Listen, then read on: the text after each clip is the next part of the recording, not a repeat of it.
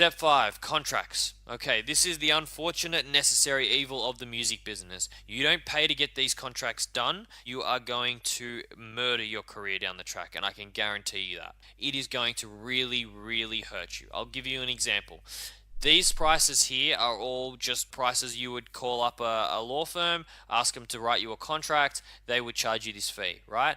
And I have paid for every single one of them, and not one of them was a waste of money. I spoke a lot about how I've wasted money early on in the webinar. This was not one of those times. If you do not do this, you are going to cost yourself hundreds of thousands of dollars. Let's look at the performance contract as an example. Mind Over Matter wrote a song with a friend of theirs, and it ended up being a Triple J hit, right?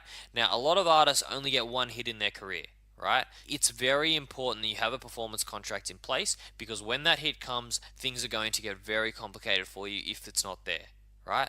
Now, this was a friend of theirs, and they all agreed on a fee, a split of the co-write. It was all pre-agreed, and it was all very fair. This girl was unknown, she had no manager, and so the band were very generous to her and looked after her as friend, right? All agreed, it was all fine. They signed off on the performance contract, and it was done. Then the song became a Triple J hit, and suddenly all the managers jumped out of the woodworks wanting to manage this girl, and she picked a manager, and she signed to that manager. Now, the manager wanted to come in and stick his chest out and prove his worth, right? So he started saying, the terms aren't fair, we need to change the terms, blah, blah, blah, and he just started to get really sort of aggressive. Now, I engaged the manager in a conversation explaining that they were fair, it's pre-agreed, blah, blah, blah, blah, and then he started threatening to take down the song off iTunes. Now, if the song came down off iTunes and the charts dropped off, you can bet radio would have stopped playing it too.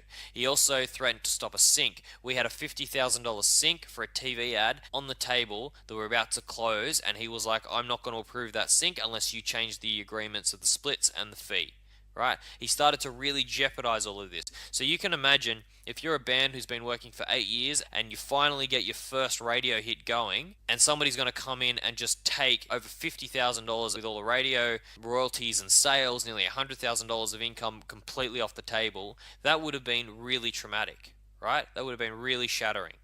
But because the boys and myself had invested $1,000 when we were 17 in a performance contract, we had that template. She signed that agreement, and at that point in the argument with the manager, I just sent him the attached signed contract, and it was done. He couldn't do anything anymore.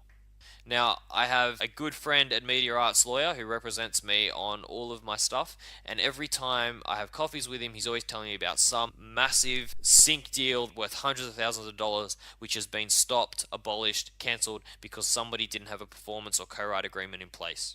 These things you pay once and you have them for the rest of your career. They're a template.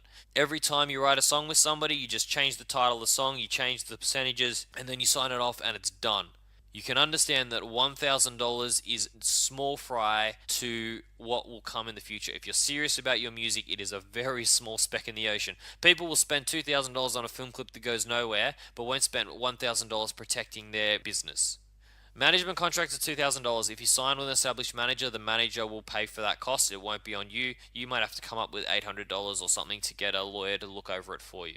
The band agreement contract is extremely crucial. So if you're in a band and you don't have a band agreement in place, you are asking for massive trouble, right? And it's not that you are not going to be friends forever and you're going to fight and break up. It's that it predicts the unforeseen circumstances. So for example, if one of the band members wanted to have kids and stop touring, the band agreement would explore what that looks like. The band doesn't need to break up. It's all pre-agreed. If one band member wanted to leave the group, what would that look like? If the band wanted to bring in a new member, what would that look like? It really unpacks it, and you can imagine how many fights this stops, how much it protects the brand and the band and everything against any future unforeseen circumstances. You're about to invest tens of thousands of dollars in your music career as a band. You don't put $2,000 in to really unpack the business relationship. You are stupid. And I'm sorry if that sounded a bit rude, but you actually are. You wouldn't buy a car without car insurance. I don't know why you would start a whole venture and something so big like a new band and not spend a couple of grand making sure everybody is agreed on every possible path that can possibly be taken.